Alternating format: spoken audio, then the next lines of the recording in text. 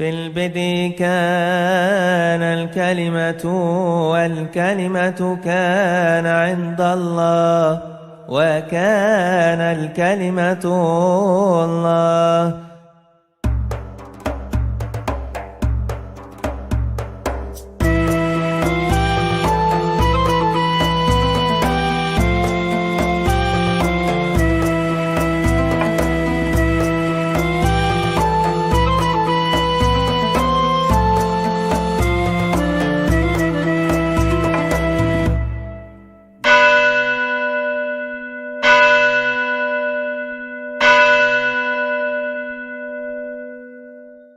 Nah, selain jalur Laja yang sekarang ini kita tempuh menuju ke Laut Mati, itu ada yang namanya Via Maris atau jalur laut. Disitulah jalur perjalanan melalui Laut Mediterranean, Laut Tengah. Jadi itu disebut dalam Alkitab sebagai Derek Hayam, jalan ke laut. Itu berada dalam tercatat di dalam kitab Nabi Yesaya pasal 8 ayat 23, yaitu di kemudian hari Tuhan akan memuliakan jalan ke laut seberang sungai Yordan, Galilea wilayah bangsa-bangsa. Jalur laut itu yang disebut di dalam bahasa Latin dengan Via Maris, ya. Maka dikatakan Derek Hayam, jalur ke laut atau jalan ke laut, Akhir Hayarden, seberang sungai Yordan, Kelil Hagoyim, Galilea wilayah bangsa-bangsa. Nah, Bapak Ibu, itulah pentingnya kita memahami setting sejarah sebelum kelahiran Tuhan Yesus dan bagaimana nanti setelah zamannya Tuhan Yesus dan masuk di zamannya para rasul. Kemudian sekarang ini kita melihat secara politik modern, ya, adalah satu hal yang sangat luar biasa. Bangsa yang sudah 2000 tahun terpencar-pencar di seluruh dunia kembali ke tanah suci Israel ini, dan tahun 1948 baru ada lagi negara yang namanya Israel, negara modern. Orang sering bertanya, apakah negara ini ada hubungannya dengan Israel dalam Alkitab atau tidak? Tentu ya ada hubungannya. Sekalipun hubungan itu tentu tidak mudah untuk dijelaskan karena panjangnya kronologi sejarah. Ya, sampai hari ini tempat ini menjadi tempat yang barangkali menjadi tungku api dari seluruh konflik di seluruh dunia ini, yaitu tempatnya di tempat kecil negara Israel. Kenapa tadi kita masuk pemeriksaan sangat ketat, ya? Karena ini negara kecil berada di tengah-tengah banyak negara dan musuhnya banyak. Karena itu kita bersyukur bahwa kita memasuki kota ini, memasuki tanah ini dengan cukup lancar, sekalipun tadi ada pergantian shift sehingga harus menunggu beberapa saat lamanya, tapi tidak ada masalah apapun. Dulu sering ada masalah itu, saya pernah juga ditahan karena baru seminggu meninggalkan Israel, datang lagi ke sini. Negara ini, saudara-saudara, sekarang ini tanah ini ada dua negara sebetulnya, negara Israel modern dan Palestina. Tapi yang namanya Palestina itu sebetulnya belum penuh jadi negara kan tidak punya tentara, hanya polisi keamanan saja. Dan negara Palestina itu ada di tengah-tengah, dikepung oleh negara Israel. Kasihan mereka. Tapi bagaimana sejarah panjangnya dua negara itu? Yang pertama begini, kalau kita selalu melakukan klaim secara teologis, maka ini tidak pernah bisa selesai. Karena apa? Pertama begini ya Bapak Ibu, yang disebut negara Israel itu bukan ada mendadak tahun abad 20, tidak. Bangsa Israel merasa bahwa Yerusalem itu adalah tempat yang sangat penting dalam kehidupan keagamaannya.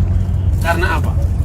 Bukan hanya Alkitab yang menceritakan itu. Kalau Alkitab itu kan sekedar orang Kristen yang percaya itu, orang Yahudi yang percaya itu.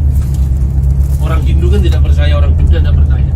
Begitu juga kalau orang Muslim mengklaim Yerusalem Timur adalah tanah wakaf untuk umat Islam, ada kelompok seperti Hamas.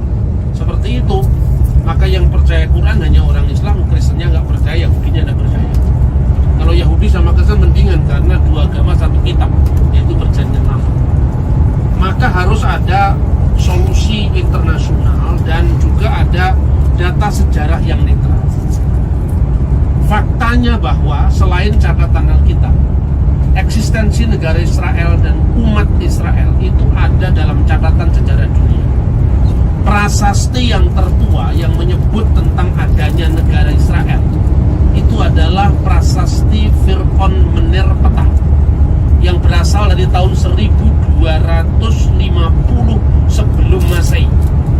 Prasasti ini Bapak Ibu bisa saksikan di Museum Nasional Mesir.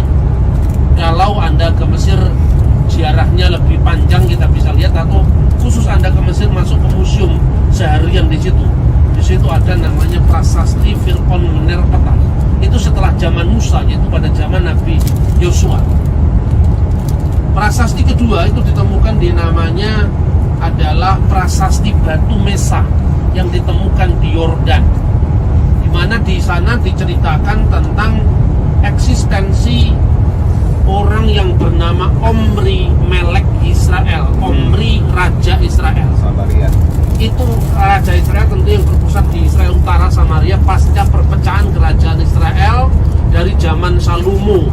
Kemudian negara terbelah menjadi dua, yaitu negara Israel yang pusatnya di Samaria wilayahnya, dan kemudian negara Yehuda atau Selatan yang pusatnya di Yerusalem. Nah, sejak saat itu negara ini jatuh ke tangan bangsa-bangsa.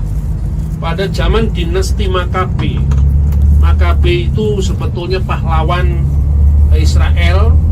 Nah, ini kebetulan kita datang di bulan Desember, musim dingin. Perayaan Natal ini tidak berbeda jauh harinya dengan perayaan Hanukkah. Perayaan Hanukkah itu ditandai dengan hari raya terang, maka di mana-mana nanti akan ada cahaya-cahaya terang di seluruh kota ini karena memperingati peristiwa Makabe.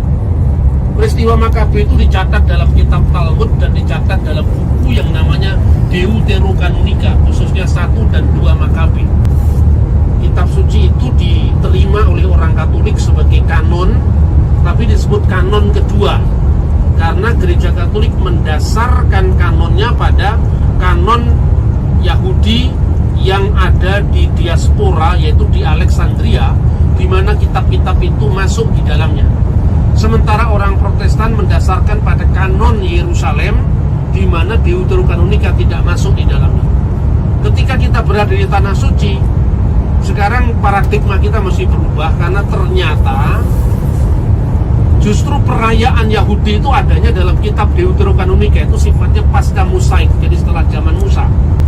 Nanti Bapak Ibu akan lihat ada kaki dian yang bercabang 7, itu namanya menorah, bukan menoreh. Kalau menoreh di Jawa Tengah, menorah ya. Kaki dian 7 itu ada dalam Taurat Musa. Satunya kaki dian yang bercabang 9, itu yang namanya Hanukkah.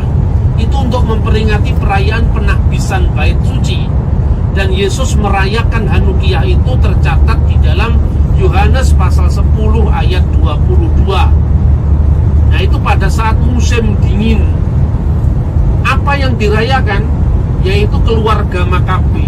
Makabe itu singkatan bahasa Ibrani Mikamoka Ba'elim Adonai. Siapakah yang seperti engkau di antara para Allah ya Tuhan? Nah, keluarga Makabe ini memimpin sebuah pemberontakan melawan penjajah dari Yunani namanya Antiochus Epiphanes. Mereka menajiskan bait Allah, memasang patungnya Dewa Zeus, lalu mengorbankan babi yang darahnya dicurahkan untuk kuil Dionysius di atas bait Allah di Yerusalem. Anak-anak orang Yahudi dilarang untuk bersunat, dan itu merupakan sebuah pelecehan yang luar biasa pada orang Yahudi.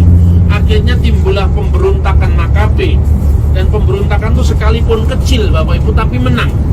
Kemenangan itu kemudian diperingati dengan penahbisan kembali bait Allah. Apa problemnya waktu itu? Minyak zaitun itu hanya bertahan 1 hari 1 malam. Padahal perayaan itu dilakukan selama 8 hari 8 malam. Tetapi karena mujizat Allah, maka perayaan 8 hari 8 malam itu bisa dihidupi dengan minyak zaitun yang sehari. Mereka lalu berefleksi, dari mana sumbernya minyak itu? Dari surga. maka ada 4 di kanan, 4 di kiri, yang di tengah lebih tinggi, itu namanya samas, yaitu lilin yang paling di tengah itu yang menjadi lilin surgawi yang menghidupi lilin-lilin yang lain. Jadi nanti kalau kita lihat banyak di toko souvenir atau di kota-kota, nanti kita lihat lilin Hanukkah itu bisa ngerti kenapa ada yang jumlah 9, ada yang berjumlah 7. Nah itu Bapak Ibu. Kemudian setelah Makabe berkuasa, itu kemudian terjadilah penindasan atas sesama orang Israel. Lalu terjadi konflik. Kenapa terjadi konflik?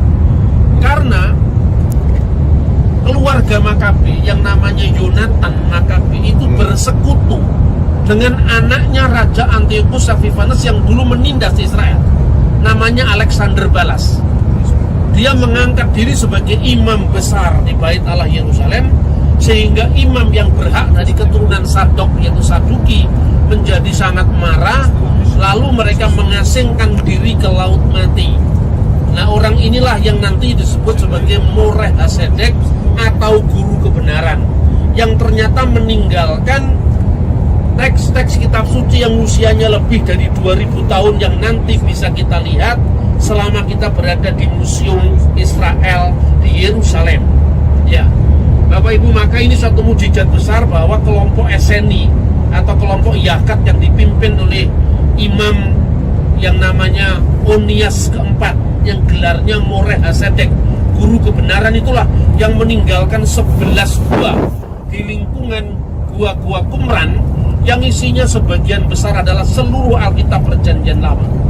Sebelum kita memiliki naskah Qumran, naskah tertua yang dijadikan dasar penerjemahan seluruh Alkitab itu namanya naskah Masoretik. Salah satu naskah itu kemarin disimpan di sinagoga Ginisa, sekarang sudah diambil dan tidak ditempatkan di sana lagi. Sebagian juga ada di Museum Israel. Nah, itu artinya apa? Kita memiliki Alkitab yang usianya 2000 tahun lebih dari zaman kita, dan 1000 tahun dari naskah Masoretik yang selama itu kita anggap tertua. Makanya Alkitab King James, terjemahan lama, itu semua dasarnya dari Alkitab yang ditemukan di Masoretik itu.